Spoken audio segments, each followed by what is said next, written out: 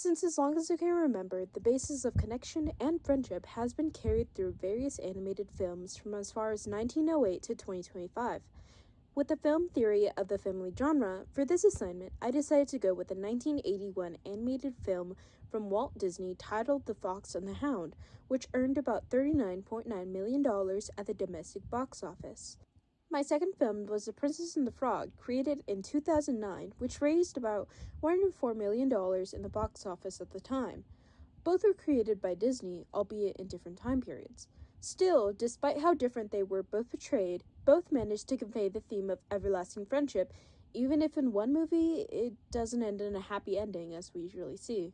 The film The Fox and the Hound opens up immediately with tragedy. The beginning credits do not even finish fading in and out when we hear what can be guessed as hunting dogs and a fox holding their kit in their mouth running. This can be interpreted as one of the main character's mothers. She is ultimately killed, and the fox kit is found by three birds who set up their adoption by Willow Tweed, a secondary character in the film described as an elderly woman. Her kind nature brings Todd a short-lived relief from the harsh realities of the world around him. Meanwhile, Copper is brought into a different world entirely. Raised by Alma Slade, a hunter, Copper was taught to track and kill animals like Todd. Influenced by the other hunting dog, Chief, he learns what it means to be a hunting dog as he grows. As young animals, both Todd and Copper meet and form a close bond. Their friendship blossoms despite what moral standards stand in their way. The song Best of Friends was created for them, in which the owl sings of their unlikely friendship. The song says you're breaking all the rules, speaking about their unlikely friendship despite their natural roles as enemies in the world.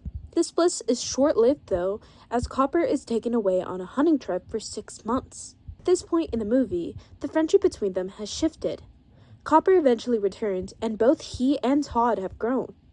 Todd wants to see Copper again, hoping to reconnect and see his old friend, but he is chased and is nearly killed by none other than Chief. He's on the run from the older dog before all goes wrong. While they were running down a railway, a train appeared, rushing down the tracks. Todd ducks as Chief is hit and barrels down the high train tracks, falling several feet towards the ground. Copper rushes to see Chief, and seeing his injured state, he vows revenge against Todd. Their respective roles as hunter and prey lock in after this. After noticing the danger that Todd faces, Willow Tweed goes and releases him into a game reserve despite what her heart is telling her. Todd, alone once again, finds it difficult to find home in his new environment. He eventually does, finding comfort with Vixie, a female fox. Despite finally feeling comfortable in the wild, Emma Slade and Copper still have a fox head to mount on the wall. They break into the game reserve, looking for Todd. This leads to the appearance of a black bear that injures Copper and renders Slade helpless. Although Todd should run, he remembers how dearly Copper was to his heart in his youth, and returns to save them, going as far as to risk his own life to defeat the black bear. This act of courage redefines the character and nature of Todd, not just as a helpless, sly fox, but as a being capable of courage and selfless acts. After Copper is finally back on his paws, he checks on Todd, who is about to be shot by Slade. However, Copper shields Todd from Slade's gun, showing us that friendship can transcend boundaries, even in a world built to split them apart naturally. The Fox and the Hound does not offer a tidy resolution.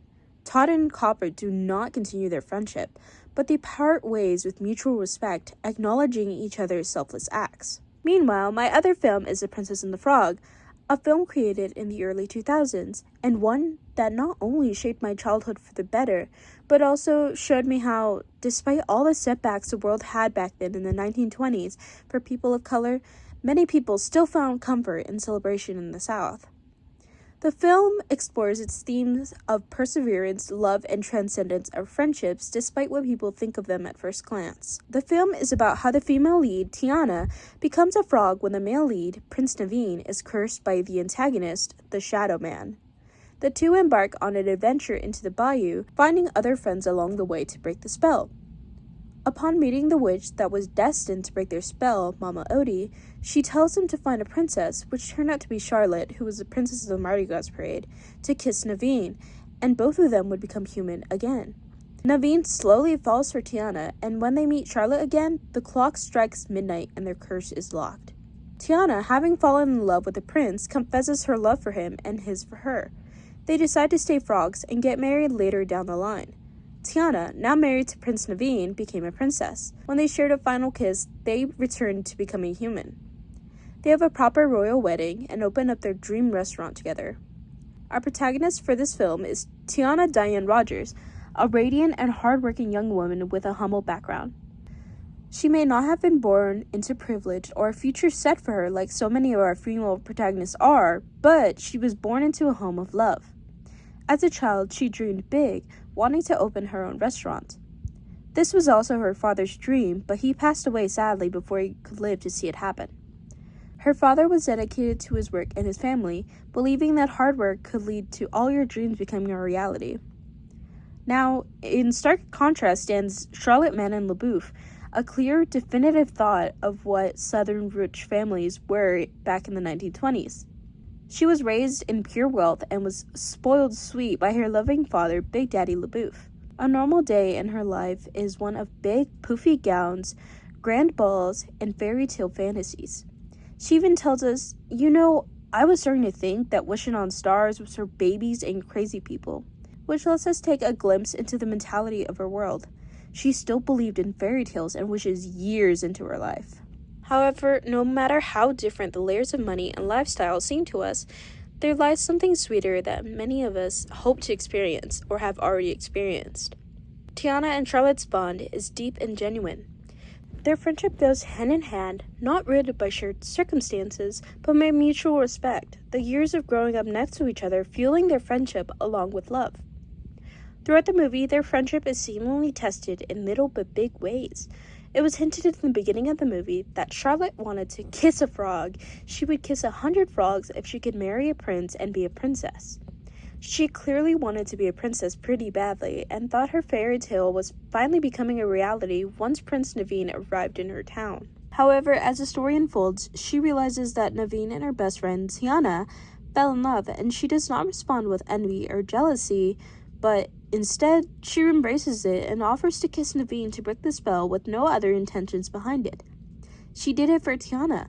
This action of hers, selfless and loving, despite having given up on her own dream of becoming a princess, showed the strength of our love for Tiana. Charlotte's support of Tiana's marriage reflects her genuine love for her friend. She celebrates Tiana's happiness without resentment, showing that their bond transcends differences in background. Their relationship reminds us that true connections are built on empathy, loyalty, and love, not status or circumstance. Both films, The Fox and the Hound and The Princess and the Frog, effectively support my argument that Disney's animated family films highlight the theme of everlasting friendship, despite differences in the characters' paths or outcomes. The Fox and the Hound reflects on how the loss of innocence and life's changes cannot erase the core bond of friendship, while The Princess and the Frog celebrates it in a different context.